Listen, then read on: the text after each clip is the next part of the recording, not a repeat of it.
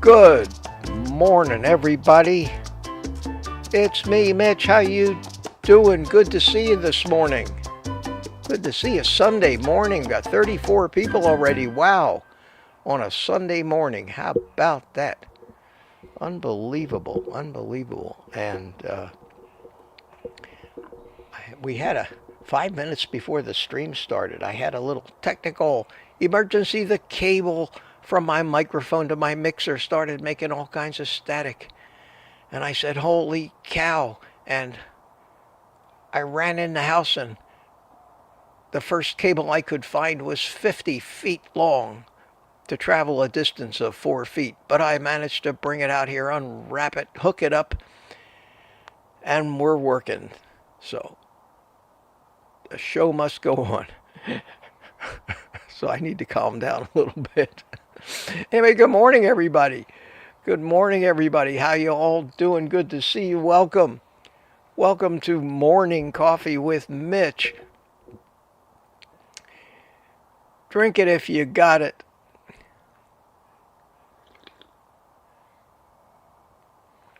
Oh. And no.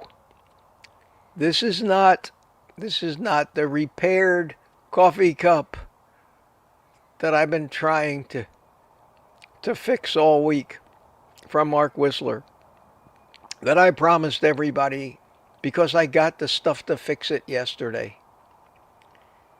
from Amazon, that I would have it here this morning. And I opened the package from Amazon. And what I was waiting for was some, what they call CA accelerator to instantly harden this super glue. And I bought a bottle, and on the description in Amazon it said spray bottle of, and you have to spray this stuff on very lightly with a very fine mist. And this came, this big ass 8-ounce bottle of accelerator, which is not a spray bottle. It's a refill for the spray bottle. I don't have a spray bottle. So here I sit with my accelerator,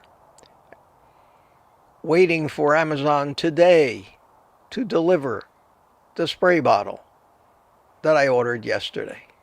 So yet another step in the adventure. And I desperately want to get that repaired. So I won't make any promises, but I'd say there's a 95% chance that tomorrow morning, on Monday morning, I will be using that coffee cup. Today, I dug out a coffee cup, and I'm going to show you what it says here. If you can see that. Coffee cups that I had made way back in 1999, if you can see the date on it, when I used to put on a knife show. The Art Knife Collectors Association 4th Annual Florida Art Knife Show in 1999, and we gave these, we ordered them by the case, and we just gave them away. We gave hundreds of them away to everybody that attended the show, both the knife makers and all the people that came and attended the show. And I don't know, I still got about a half a dozen of these things put away somewhere. And, it's just another one of those memories of this strange and varied and diverse life that I've led. But I thought, I haven't had a cup of coffee out of one of those things in years. Let me bring it out this morning in lieu of Mark Whistler's cup. So tomorrow we'll do that. And that's about it. Sunday morning. It's beautiful. It's t-shirt weather here again this morning. It was 71 degrees when I came out. Ellen is sitting patiently in the green room, so let me bring Ellen in and say good morning. Good morning. Good morning, Mitch. How are you? Happy Sunday. And yeah. Everyone in chat. I've been busy in there chatting with people. I see. And we've got 15 people over in Rumble in the chat. Yes, I even stopped in over at Rumble. Yeah. Have you got Rumble up on your computer now? I got Rumble up. So you can click over there once in a while and see the people in the chat. And Yeah, I it's a got lot of the same people that all have different names on Rumble. So we're playing match up the Rumble name with the YouTube name, and I see Mike Seeley Sr. is in there, and then Marcia After 60, which I can only imagine is Chessie's Adventure. I think so, and if I'm wrong, let me know. Yes, that is Chessie's Adventure. Okay. And then there's somebody named Olivia 52. That's me. That's you. I know. I know that's you. Yeah. And Brenda Day. Brenda Day, good morning from the farmland of Illinois. Yeah. Yes, Mitch, Marcia says. And then we have Rod Weeder. Good morning, Mitch and friends, says good morning to you. Yes. And then Neighbors. It's Oh, Crazy Horse. Oh, there we go. It's Crazy Horse on YouTube. Yeah, you guys are all watching all over the place. That's great. That's great. That's great. And then Mike Seeley just chimed in Rumble. So I want to get that out of the way, and I'll keep an eye on that chat. And I assume that we are. I'm going to keep hitting this microphone stand because I have the old cable that was plugged into my microphone dangling here, and it makes noise whenever I hit it. So I need to get that out of the way so I stop banging into it. Holy cow, I got wires all over the place here. Okay, there we go. I'm going to have to be very careful today. Well, good to see you, Ellen, and I'm going to put you up in your perch here, up in the penthouse, and we will get on with it. We'll get on with it. We got a nice big start for right off the bat here. Okay, I'll be chatting with all of you in the text chat. Okay, so I have calmed down. I have quickly solved a technical problem. I couldn't believe it was working fine. We were talking for about 5 minutes there before the stream, and then all of a sudden I start hearing this staticky noise. Quick troubleshooting. That's great. That's great. Otherwise, I was going to go live, put Ellen on, and then fix my microphone so she could entertain you and say hi to everybody instead of me this morning. But I would have pitched in for you. But we'll do it. We'll do it because this is not quite, but almost professional show business. I did have a couple of notes. Not much. I'm going to put out a little video, and it's not going to be very long, but it's going to be fascinating as hell. And I hope everybody watches it. Boyd sends me some interesting stuff, and he's all over artificial intelligence. He plays with that stuff. He watches. I don't even pay much attention to it. I don't use it for anything. And he sent me a video, he sent me a link to a video, and I watched it, and it was cool as hell. And it was a guy who's obviously a carnivore, basically by asking a series of questions to AI, one after another, he actually cornered the ChatGPT into answering with one word at the end. And this is not a spoiler because it's fascinating to see how he maneuvered this robot, this artificial intelligence, into basically answering the question, are vegetables toxic for human beings? And the AI said yes. Really? Interesting. And that was the end of the video. And it took about 10 or 12 minutes for him to, because what the hell was that? Just a little blip on my end, boss. Oh, okay. God, I'm a little paranoid about my end. At any rate, it's fascinating to see the logic that how he outsmarted this AI, because the AI's first answer was basically the stock standard, healthy fruits and vegetables, more healthy whole grain. And he went from that to getting this artificial intelligence to basically, in one word, agree that, yes, plants are toxic for human beings. And that's scary. That's scary. It's scary in two ways. It shows that, number one, it just points out how absolutely propagandized anything you get from AI is going to be, because it's all based on the sum total of the propaganda on the internet. But it also shows, interestingly enough, that these things might be smarter than we think and actually thinking. Anyway, what I'm going to do is I'm going to make a short video basically introducing it, because I can't replay the whole video. That would probably be a copyright, but I will refer to the video, maybe play a couple of minutes, maybe a minute of it, and then put the link in there. And I think that everybody would be absolutely fascinated by this. So I'm going to do that. I also have another video coming out this afternoon. So there'll be two videos from me today. No more live streams, just this one live stream. I talked to you about the coffee cup repair.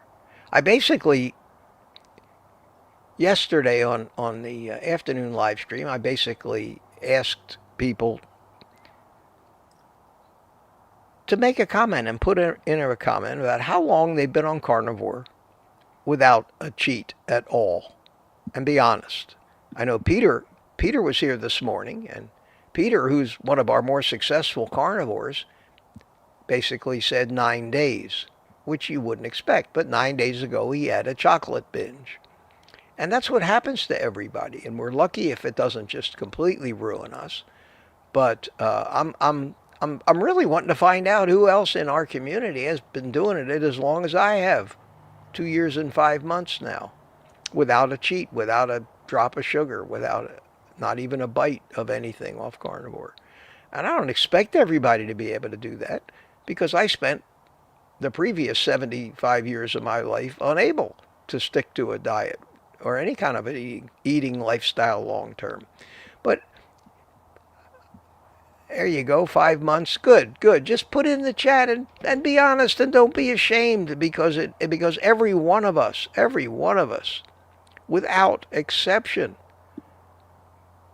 has fallen off that wagon many times and climbed back on. But it'd be interesting. I'm interesting to see, because I want to get a realistic view of just how hard people have it when they make that decision to go carnivore. So that'd be interesting. I wanted to talk about that. Yeah. I want to run through and say hi to people real quick. The chat is running away, but let me just do what I've been doing, spend a few minutes just saying hi to people, not putting your names up on the screen or reading your chats to everybody.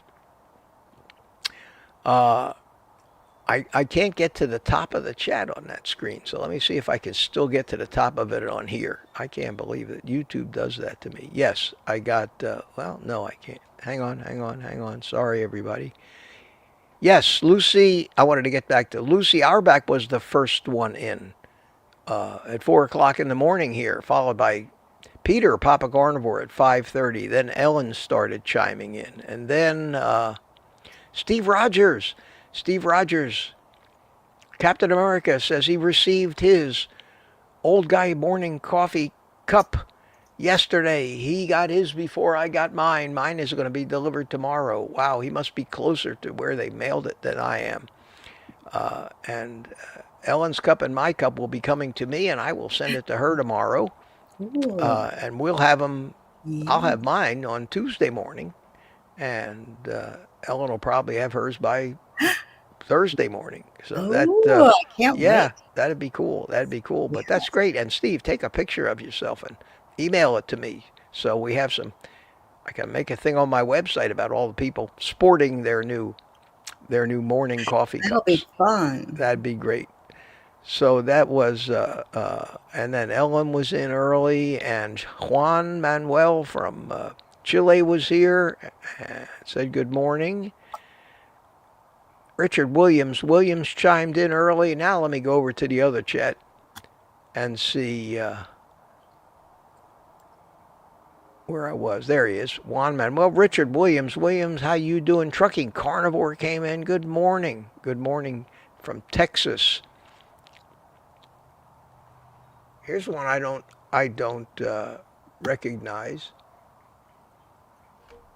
God, it's hard to read. It's a lot of I's and B's. IB Bill 42. Wow. Good morning from Northwest Arkansas. I haven't seen you before. Welcome. Welcome. Welcome.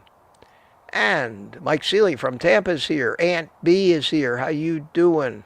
How you doing? Wanda Gerling is here. I think a lot of people are here this morning. My goodness. Yeah, we're up to 100 so far. Wow. Wow. Jeff Streslak, how you doing? Good morning. Somebody named Couch Potato. I really like that. That's cool. Good morning. Grace Lily is here. How you doing? Good to see you. Crazy Horses all over the place, both on Rumble and here. Sandy Blythe is here. Good morning to you. Pamela Suarez, how you doing? Jeff Johnson. Satya's here. CB Carmack's here. Satya Khalsa, CB Carmack. Tom from Tampa, good to see you. Mama Cracker, no. Yeah, Mama Cracker's here. How you doing? Good to see you. Meathead is here. Meathead is here. I said hi to Aunt B. Ellen, I hear a little tapping on your end. I don't know what that is. Yeah, I hear some tapping. Something you're doing is coming through. Okay, I will mute. Okay. Make sure it's not me. But I don't know. Maybe it's typing on that keyboard. Maybe your mic gain is a little too high. But your volume sounds fine. Always something. Grace Filelli, good morning. How you doing? Good to see you. Sorry to interrupt the hellos. Stickman's Garage is here. Good to see you. And I think that takes me down to the bottom of the chat. So welcome, everybody. That was great. We got through that pretty quick. Okay, Ellen. You can unmute your mic. If I expect you to talk. Still muted. Still muted, Ellen. There you go. You got it. Sorry. Okay. Sorry about All right.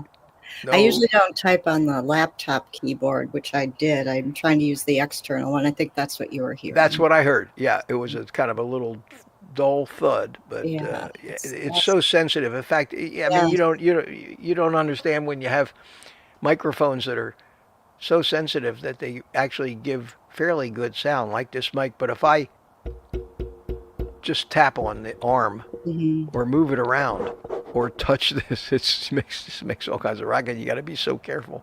Yeah. You got to be so careful. And it's got a shock mount on it. I don't know. You can't see it, but this whole thing is sitting in a big shock mount. And even with that big shock mount, it doesn't isolate it. But on our show here, we keep you up to date on the technical aspects of everything. Professional equipment. This is a class operation here. I guess. Well. Or it's just coffee with a bunch of your friends, informal. I think that's best. And that's the best part.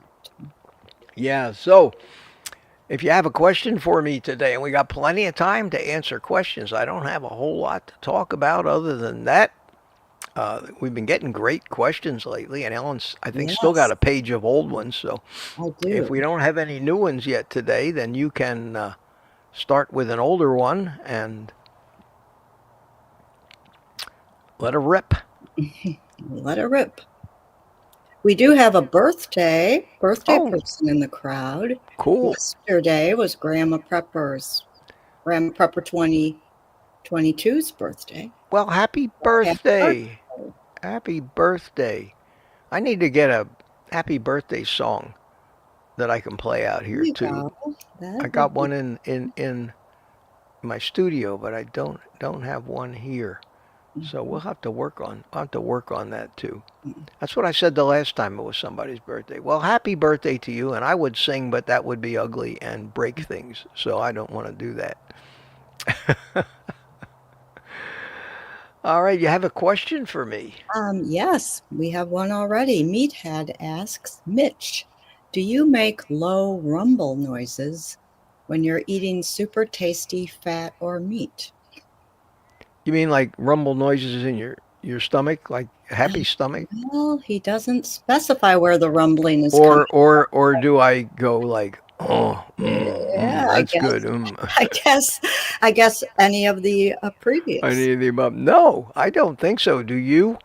I don't, Now, but if I'm does eating anyone? with, Let if us I know. have, I mean, if I'm in a restaurant or if somebody's with me when I'm eating and I eat something good, I might I would probably indicate, I would go, wow, this is good, or something like that. But when I'm sitting alone, no, I don't talk to myself.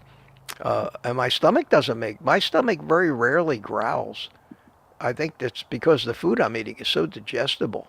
Mm, I don't get a lot of noise like we do from our stomach talking to us. Well, they gave a name to that sound, if you remember, where yes. and they call it borgerigmi because that sounds Yes. like what it is. That Mhm. sounds like what your Right. stomach's going, you know. But there's a real name for that. They call it borgerigmi. Mhm. Um, but no, I don't do that anymore. I don't do that anymore.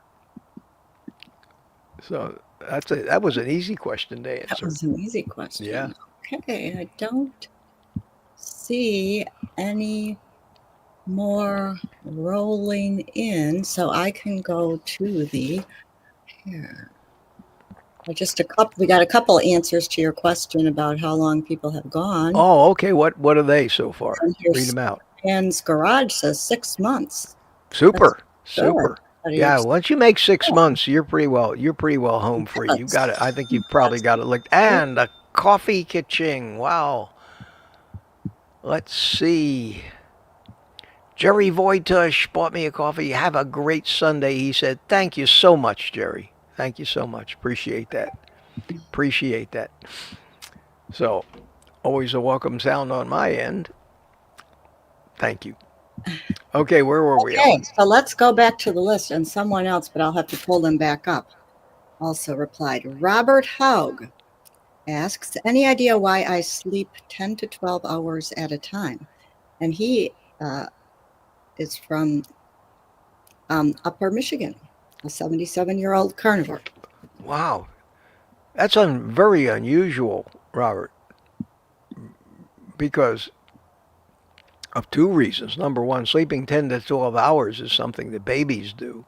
And most people, as they get older, find that they sleep less and less. Now, is that completely interrupted sleep where you don't keep waking up and you just go back to sleep? Or is it like you go to, lights out and then next thing you know, it's 10 to 12 hours later? I would have absolutely no idea. I'm assuming that you're nutritionally doing what you want to do in your health. I don't know what your health is. You're the same age as I am. I sleep 4 to 5 hours every night, and that's it. Maybe six. But after 6 hours of sleep, man, I am jack in the box. I don't want to stay in bed. I want to get up and get to it. I don't know how long you've been on carnivore. I know you've been around this community for a while, and that's an interesting question, but a tricky one, and not something I wonder if even a doctor could figure it out. But it's not, I don't know that it would be considered like normal because you don't hear about that very often. So, and I don't know what medical conditions you have. I don't know if you happen to still be taking any medications and it may be a side effect of some medication causing that. I don't know what your sleep schedule or your eating schedule. God, it could be, and that's a real problem when I try to answer a question that involves a somebody's personal medical or experience as opposed to a question that is a generalized question about how come I can't Mhm. cure my addiction or why do I get hungry every 2 hours or some questions like that I pretty well absolutely know the answers to. But when it comes to Right. factoring in all the individual things that may be different from one individual to another, there's not even hardly a way to make an educated guess about that. But I will tell you that I think that's a lot of sleep, and there's got to be a reason for that. That is not something I think that just happens. I think there's got to be a reason for it. And as much as I hate to send you to a dreaded doctor, it may be something. Maybe you need some blood tests. Maybe you have narcolepsy. I don't know. I don't know. That's the best I can do for you. Sorry. Yeah. Well, right. That's really almost an impossible question to answer completely because I think so. I there'd be think so. so many you can't really say specifically. So, but moving on. So do keep us posted though, Robert. Yeah, that is your keyboard, Ellen. I can hear you banging away on it. Okay. Well, let me read the question, then I'll stop. Okay, Unfortunately. or else turn your mic volume down a little bit. That might help. Okay. But read the question, and while I'm answering it, you can. Joseph Stevens asks, what is best to eat? Beef number 1, then chicken, pork, then seafood, etc. So. Okay. Nutritionally,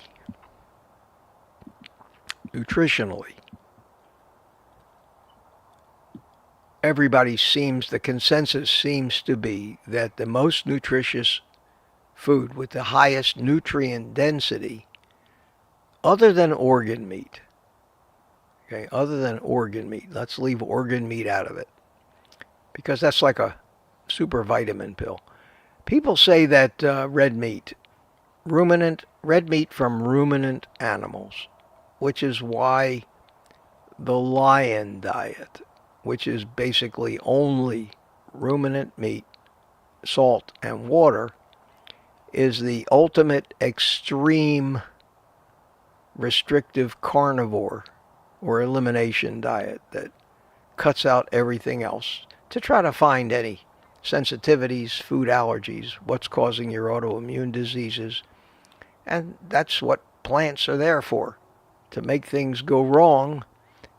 And by eliminating all that stuff, and if the problem goes away, that's the essence of troubleshooting. Change something, see if the result is what you want.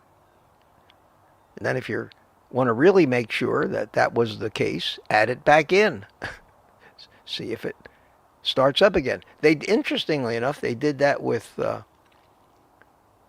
dementia patients in a nursing home that were on statins. Many of us have heard about that little adventure already. What they did was went to a nursing home, and I think this nursing home was owned by a guy that Ken Berry interviewed, who was a carnivore. And he did this little experiment. And it wasn't a sanctioned test or a study that was published. It was just let's see what happens. So they took, in the nursing home, they took a bunch of patients. They fed them all meat. They took them off their statins, and they noticed that they started to get their cognition back. And a couple of them even went home, I think, if I'm remembering correctly. But 30 days later, after they put them back on their statins, and the dementia increased again and the cognition decreased. Well, that's a that's absolutely scientifically conducted study, even if it was just somebody experimenting. You take something away, if there's a change, you notice it, and just to be sure, you put it back and see if it changes back the way it was. And you've identified the cause of the problem. And they basically identified that these statins were increasing the dementia in these people. And what a sad thing to have to be. You go to a nursing home, you get old, okay? From a lifetime of eating sugar and poisoning yourself, you get old. You forget the names of your children, and you stop recognizing your friends. And they put you in a nursing home. Your doctor's got you on a statin. You're 90 years old, but they still think that statin is what's keeping you alive for some reason, these people. God, what a crime. And then on top of everything else, they feed you sugar. They feed you a high-carb, low-fat diet. And your brain is screaming for fat, which is one of the reasons why. And even if you had enough fat, you're artificially lowering your cholesterol, which your brain is also screaming for. So you're purposely making the problem worse in a place that's supposed to be caring for you. And then to add insult to injury, they feed you Ensure because they think that's going to help you. And that is pure sugar and seed oils.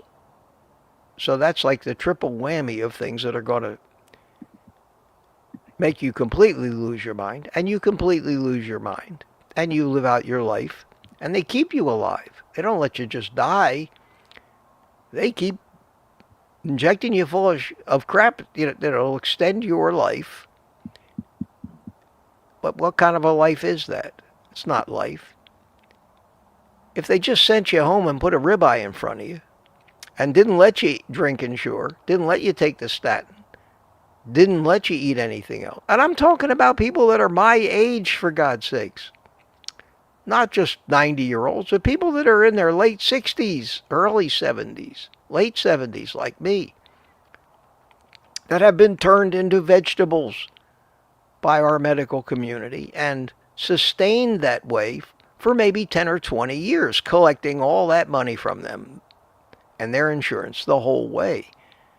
I mean, if I was a conspiracy theorist, I say, maybe there's somebody somewhere that actually knows that this is what they're doing and is getting incredibly wealthy on it. But then I'd just be called a conspiracy theorist and a science denier and all that other stuff, and nothing would change. But yeah, and here I went off again. And the original question that I started with was to make sure that I said something that even related to that. What was it, Ellen? It was about which meat is best. Okay, well, I was pretty close. Which meat is best? I'll get back to it, but I never miss an opportunity to go off on something I think, is interesting to me and may be interesting to you. Okay, in order, in my opinion, because who knows, really. Ruminant animals, I think, are the best, and the fatty ruminant animal meat is better. In other words, if I had a choice between a ribeye or a filet mignon, I would take the ribeye every day, even though the filet mignon is more tender and it's great flavor, unless you add a lot of fat to it. Now, if you add a lot of fat to the filet, you douse it in butter and you do all that, yeah, it's great. But fatty ruminant animal meat, I think, is the best. Any other ruminant animal comes after that. Lamb, goat, reindeer, whatever ruminant animal you care to eat. I think that would come next. Then we get to pork and chicken, and I actually think that a good fatty cut of pork is not bad, but not nearly as nutritious. But certainly I eat them, and I eat primarily beef and ground beef, and then 1 or 2 days a week I add pork or chicken in for a meal. With pork, same thing goes as for ruminant meat. You want the fattier cuts of meat. So get a big pork, butt or ribs with a lot of fat on them, and make sure you get plenty of fat. Bacon is great because it's got terrific fat and a lot of it. After that, I think, would come fish, especially the fatty fish, and maybe even equal with pork. Or maybe some people might put it above pork, because seafood has long been a staple of the human animal, especially during periods of these long migrations.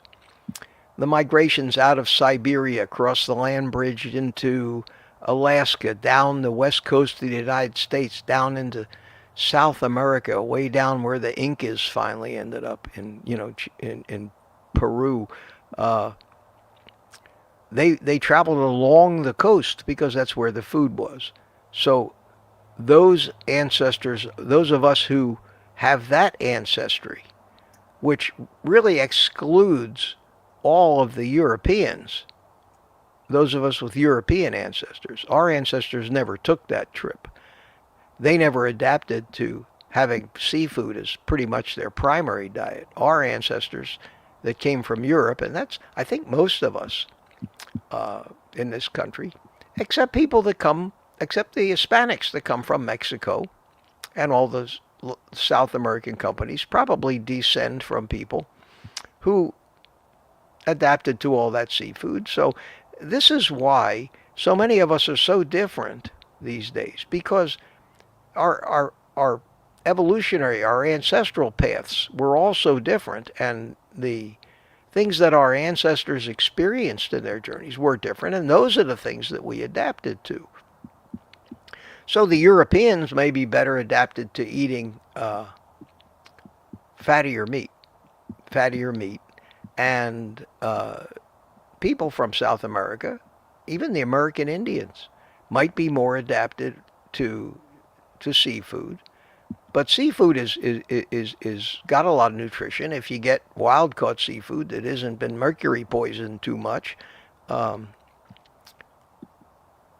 But you want to eat fatty fish. And some of the best fish, I think, to eat would be the tiny little fish that comes in cans, packed in water, not in vegetable oils, but the sardines, the anchovies, things like that. Salmon is great if you can get some good wild caught salmon. I'm not crazy about the farm raised stuff, but it's still good food. Still good food. And then we get to chicken. White meat chicken, as far as I'm concerned, is totally useless. No, I mean if it's all you had to eat. If that's all you had to... Ellen, you got to mute your mic. Sorry. Thank you. All I hear is you chatting away. And I didn't know... I could live with it, but I didn't want people to wonder, what's that pounding I hear? The chicken, the white meat chicken, if that's all you had to eat, that's fine.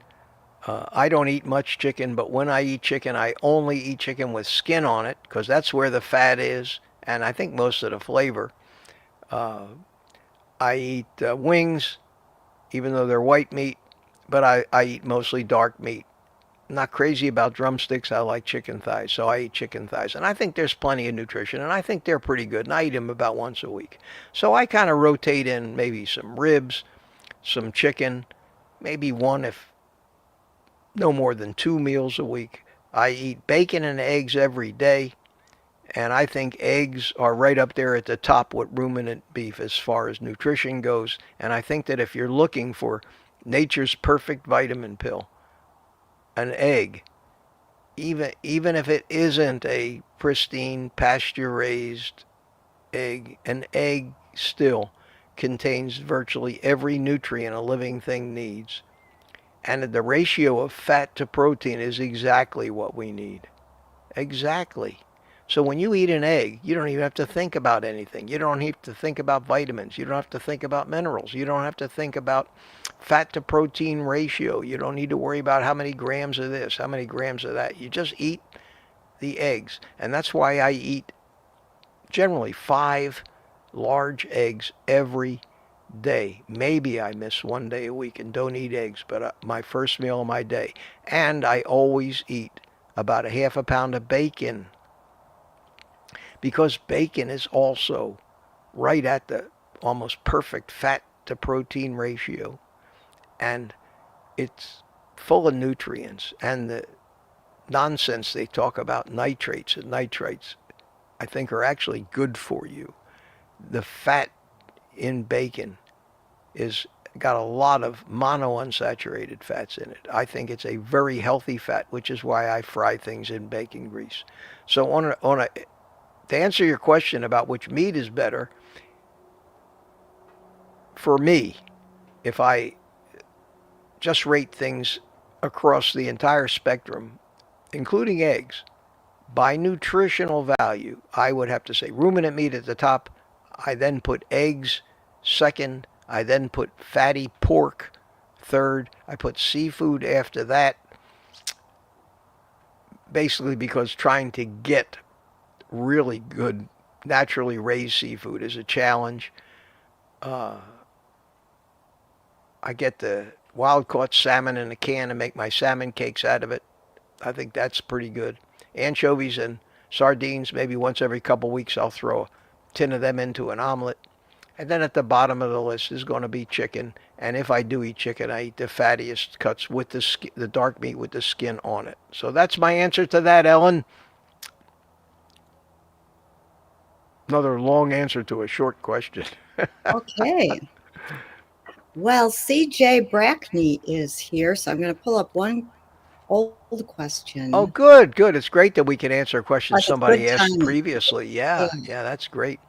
And she asks, do you have a video that explains how sugar is bad for the heart? Trying to help a friend understand the destruction is that floods your cells and body and mind. And CJ said she. So yeah, basically, there's two things to that. But first, because that is an incredibly wide-ranging question, and your motives, if your friends are like mine, it's just going to frustrate the hell out of you, no matter what you put in front of them. But we'll talk about that. But first, yes, something that I have forgotten. And I always seem to manage to get 3/4 of the way through these things before I actually remember this. But I don't need to, but I would sure like to light my cigar. So excuse me. I'll be right back. And the music ended, but the music will start again. Okay.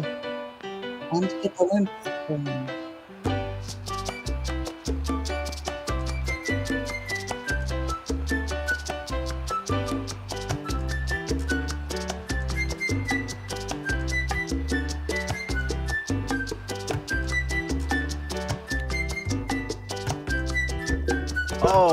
Okay.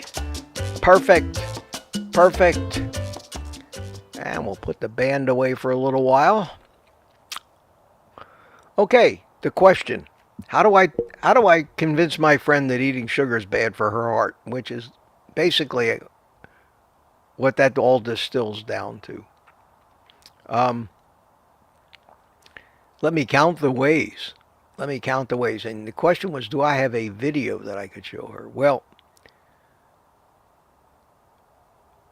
half the videos from all the doctors and scientists like Ben Bikman talk about all the different ways that it isn't cholesterol that clogs your arteries. It's the result of inflammation in your arteries caused by the poisonous things we eat, especially the sugars. So I wouldn't know how somebody that doesn't know anything, hasn't heard any of this, is not up on biology or biochemistry, doesn't understand, and all they know, because they've heard it for 50 years. Cholesterol clogs your arteries and causes heart attacks and heart disease. So you can't eat cholesterol and fat, because fat does it too. And red meat clogs your arteries, so don't eat red meat. You got to eat. And what it turns out to be is a 90% carbohydrate diet. And that's healthy, and they slap the word healthy in front of it. And these people have heard that from everywhere. They've heard it from every authority. They've heard it from the federal government. They've heard it from the AMA. They've heard it from the ADA, the American Diabetes Association. They hear it when they go to their doctors. They see it in the handouts they get. They're fed it in the hospitals. Every restaurant out there that claims to be a health food restaurant is jamming this crap down their throats and directing them away from fat, cholesterol, and red meat. You can't eat eggs. Remember that? almost put the egg companies out of business. Don't eat shellfish, high in cholesterol. Everything's high in cholesterol. Then, finally, a number of years ago, they realized that dietary cholesterol was not causing any problems. But did we hear about that? Did the message change? No, they still base all their health decisions on what's your LDL, the bad cholesterol, which in itself is nonsense. So there's so much misconception. How do you start? How do you start with somebody that doesn't know anything? Most of us that are here have been watching these things and learning bit by bit, little by little, for years. And yet most of us still are just assembling the reality in our own minds and figuring out a way that we can adapt this in our lives to help. How do you convince somebody that knows nothing that everything she's heard is wrong, that she should trust you or me who puts out a video? It's just not, it's going to be an exercise in futility. The only way that person will, and I'm talking always, there's always exceptions, and you can give it a try. I've tried it probably 100 times and never succeeded in anybody that I've met outside of YouTube.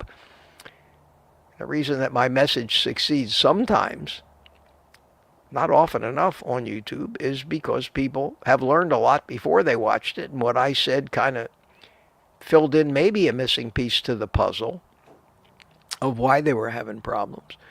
But it's a very frustrating thing. And one thing we've been getting a lot of is people saying, why can't I get my elderly mother to learn that she's killing herself? Why can't I convince my friends that they're killing themselves, that what they're doing, that sugar, seed oils, high carb diets, low fat, not eating enough fat, certainly not eating enough animal proteins? How can I convince them that everybody else is wrong and I'm right? And the answer to that is you can't. This is an answer that we all need to have our own individual epiphanies, that aha moment where something makes sense to you that previously was puzzling. I've had mine many times. So many people that are successful here, and you can tell who these people are because they have become so adamant about the fact that we're right. To get into the chemistry of why sugar, you can't. I could sit here and talk till tomorrow morning and go over all of the things that sugar does when you eat it to your body. But the main thing that causes, and this is the one thing I can explain to you that might be something you can tell her, maybe it'll make sense. Sugar, as well as seed oils and other things, causes inflammation, systemic inflammation. When something gets inflamed in the body, it's like a sore, it's like an injury. It calls into play the immune system. The immune system, part of the immune system response, is to send those materials to the site of the injury that are used to patch things up. In the case of your artery walls, when you have inflammation in your artery walls, little rough spots and patches happen, and the immune system response is called in. And part of the immune system response is LDL particles containing cholesterol are dispatched to the injury, and that cholesterol is kind of like a spackle or a putty that the body uses to smooth over that injury. Along with that are, I don't want to get into macrophages now, but there are other aspects to the immune system that maybe try to clean up or rid the body of certain toxins or bacteria or whatever might be causing the inflammation. But it's the response to the inflammation that sends the cholesterol. And a lot of us have used or heard the old fireman analogy. When there's a fire, they send firemen to the fire. The firemen didn't start the fire. They were sent to the fire or the site of the fire after the fire was acknowledged that there's a fire, send the firemen. Some casual observer who didn't understand the whole process might be looking at it, and he might like fires. He might watch fires every day. And he finally comes to the conclusion that, there's something I noticed that's common about all fires, and that is every time I see a fire, there are firemen there. So I will conclude that because there are always firemen at a fire, that the firemen are causing these fires. And that's the logic that everybody uses, saying that because there's cholesterol at the site of inflammation inside your artery walls, that it must be the cholesterol that's causing it. The cholesterol is there to fix it. Yet nobody gets that simple concept through their head. The things that sugar does and these poisons do is create the inflammation that calls on these cholesterol things to come and fix the injury. If you stop eating the things that cause the inflammation won't happen. If the inflammation doesn't happen, the cholesterol won't be sent to the site of the injury to help smooth it over, and that's where plaque comes from. And what's even worse is that if you eat so much of these poisonous foods and sugars and things that not only create inflammation but interrupt and get in the way of so many normal biological functions by glomming onto different cells and molecules, if you did away with that stuff, you'd be healthy. But because you're eating so much poison, that same sugar glycates those very LDL particles that are trying to bring the repairmen to the site of the injury. So here you got LDL, what they call the bad cholesterol, nice and big and fluffy, full of things like, fat-soluble vitamins, and has some cholesterol. They're not cholesterol, they're delivery vehicles for cholesterol. And then all this sugar's around, so the sugar starts glomming all over this thing. It gloms over the receptors on the lipoproteins, on the LDL particles, renders them unrecognizable by the body as an LDL particle. And so when they finally find their way back to the liver says, I don't know what you are. I don't see the receptor that's supposed to mate with and dock with me.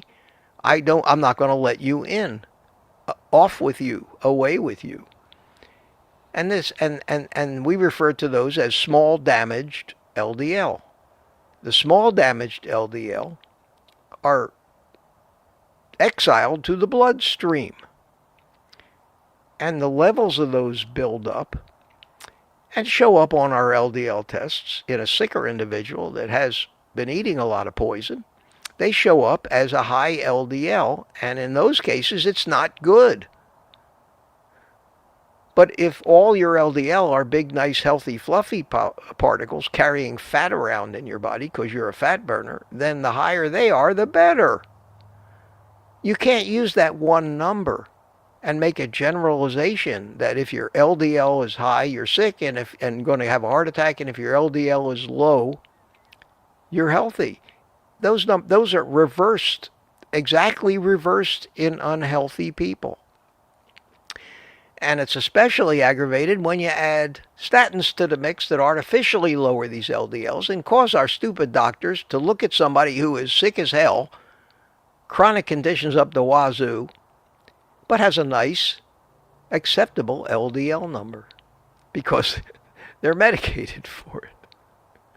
And yet they still, to this day, they're a one number system. They look at LDL and make all kinds of conclusions. And that's why they think there's something wrong with me with a 340 LDL. But none of mine are small, dense, and damaged. And it's these small, dense, damaged particles that aid in clogging up your arteries. It is not the ones that were sent, healthy ones, that were sent there to fix it. So there's so much to this. And I'm going into all this little detail over one little aspect, one little tiny little aspect of what sugar does. And the inflammation it causes. How are you going to explain this to somebody that just knows her doctor told her she needs to be on a statin and she shouldn't eat meat or fat? You can't. You can't.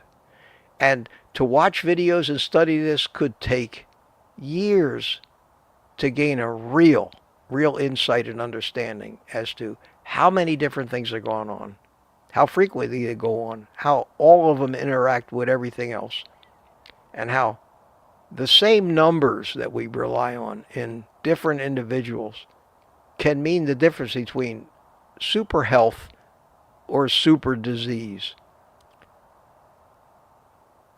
I know that I kind of got a little complicated with that simple answer, but the answer basically is I don't think you can help somebody or force this information on them. It won't make any sense to them. They'll just think you're stupid, and if you keep pushing it on them, they will push you out of their lives. That's enough of that, Ellen. I could go on for days like that. Yes, indeed. Okay.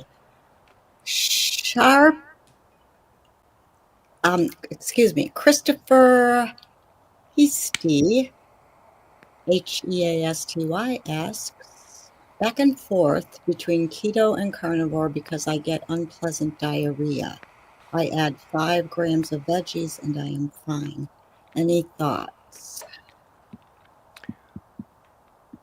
Well, my first thought is, do you still have your gallbladder?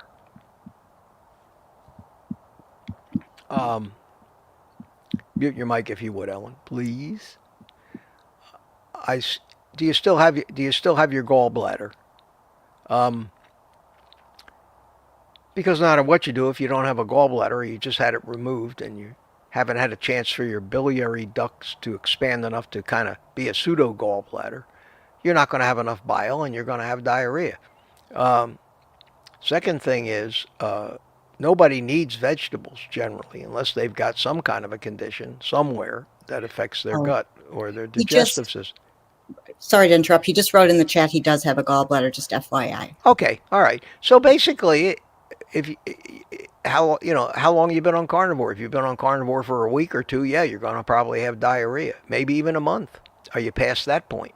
Or has the diarrhea never gone away, and how long is it? Again, this is where we're trying to diagnose an individual instead of talking about generalities. And in order to diagnose an individual, I've got 100 questions I would need to ask. And then again, I'm not a doctor and shouldn't be doing that anyway, but I can tell you in general terms how it works.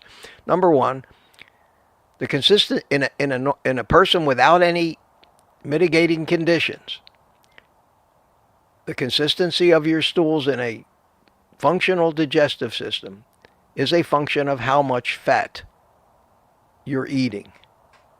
If you're eating too much fat, you're going to have loose stools or diarrhea. If you're not eating enough fat, you're going to be constipated, or you're going to be just right. That is the overriding, I think, generalization. Also, there are so many different conditions of the bowel that plant matter aggravates. You're saying a small amount of veggies is helping you, and that might be because there might be something going on, or maybe you are a little, we're all different. Maybe those differences in you mean that your gut's not going to work right without a small amount of fiber. Another thing is your microbiome. Has it fully adapted to carnivore yet? That's why we get the runs usually for the first week or two, because all those bacteria that have been gorging on fiber and creating free fatty acids out of them all these years of eating sugars find they're starving to death, and they don't go down without a fight. That's why we have a couple of weeks or even more of ridiculous gut activity that is happening because of the changing of the guard down there. The strains of bacteria that fed on the previous diet you ate are going to die out, and the strains of bacteria that are beneficial to the digestion of your new diet will start to prosper. And that's just evolution at its basic form. Survival of the fittest. Now you've changed the playing field, so everybody has to, their survivability has to be reevaluated in that case. That's why I don't even talk about the microbiome. Think about it, try to monitor it, try to manipulate it, micromanage it, or anything. It's going to do what it wants to do, and there's nobody out there to tell me what strains of bacteria I should have. The ones I will have are the ones best suited, eventually, when it all sorts itself out, best suited to deal with what I'm giving my body nutritionally. And they have to go through their little civil war down there, and it's going to upset you. So the length of time that you've been doing this is very important to know. Have you ever had digestive diseases? Maybe it might be a little autoimmune thing, because that's what most of these IBDs are, the ulcerative colitis, the Crohn's disease, even irritable bowel syndrome. Generally autoimmune. Has that had time to resolve? I don't know your medical history.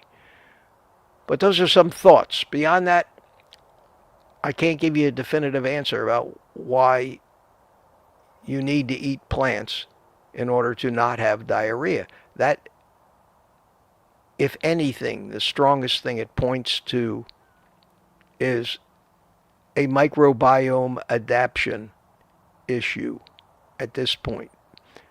But that you got to give it time without the plants. And as long as you keep adding those plants, you are not allowing those strains of bacteria that most herbivores have, that we don't really need, that can ferment the fiber, the insoluble stuff. You're not giving them a chance to go away. They might be starving, and then all of a sudden, here comes some more food for them. And it may take some time. And that's the best answer I could give, not knowing anything about you, other than you still got a gallbladder. So I hope that something I said in that little speech maybe gave you a clue. And if you can find a doctor that knows some of this stuff, or isn't just so married to, well, here's a probiotic because this contains all the bacteria that you need. Yeah, their probiotics contain all the bacteria that a cow needs, not a human being. I'm sorry. I'm firmly convinced of that.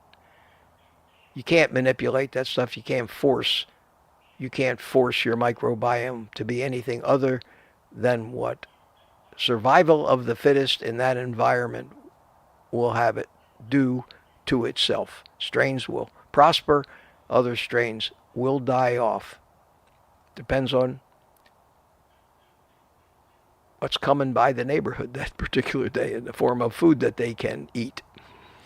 All right, Ellen, you can unmute your mic now and come back in. I like that, what comes around the neighborhood. And that's exactly it. It's that simple.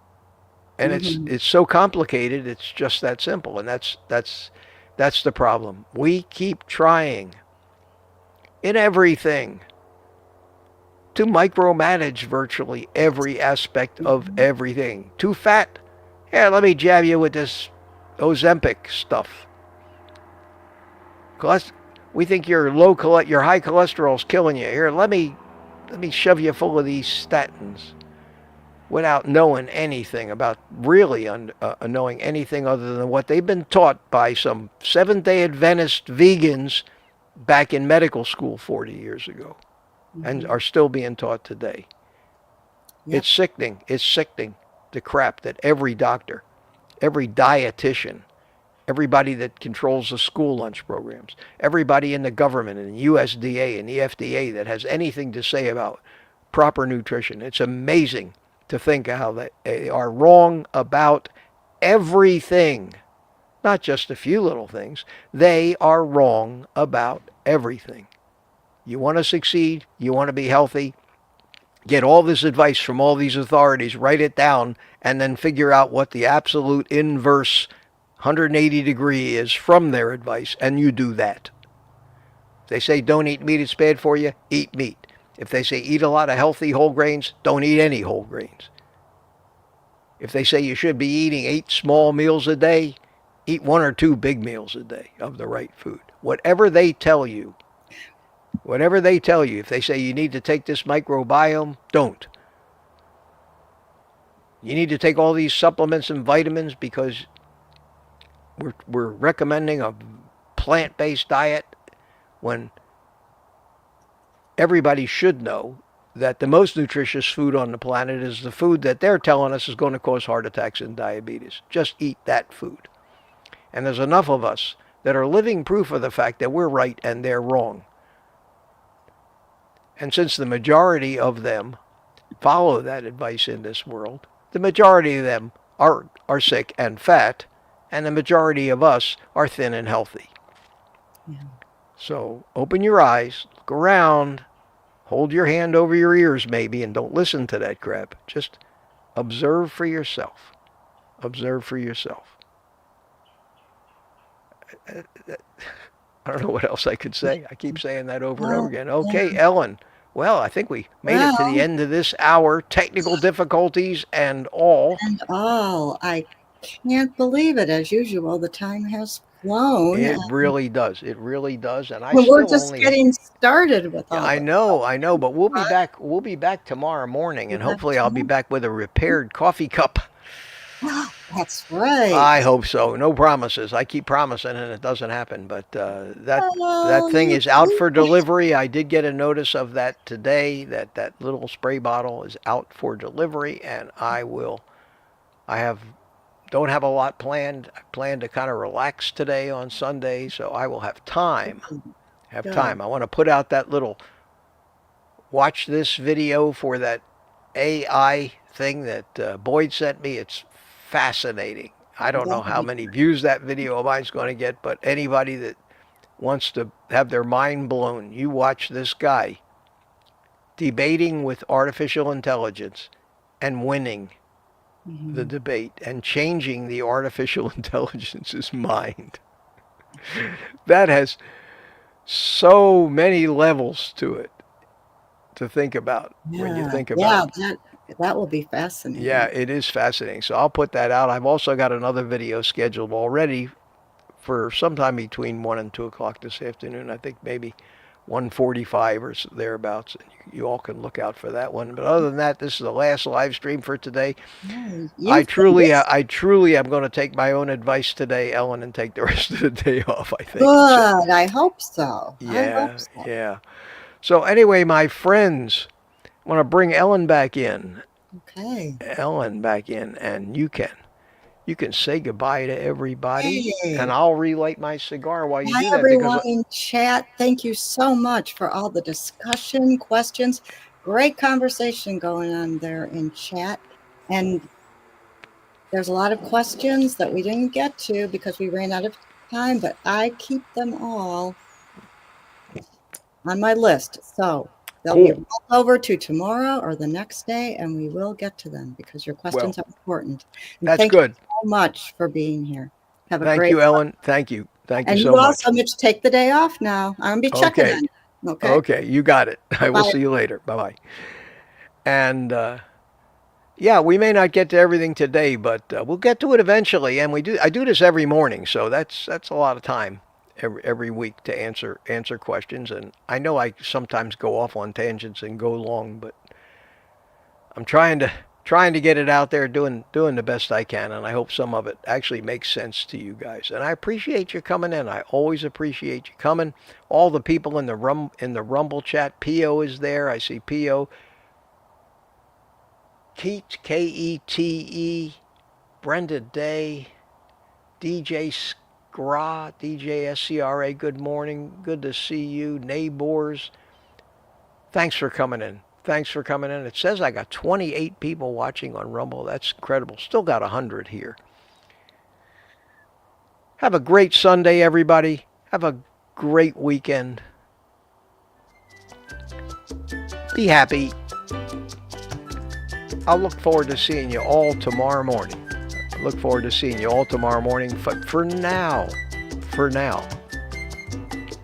take the rest of the day off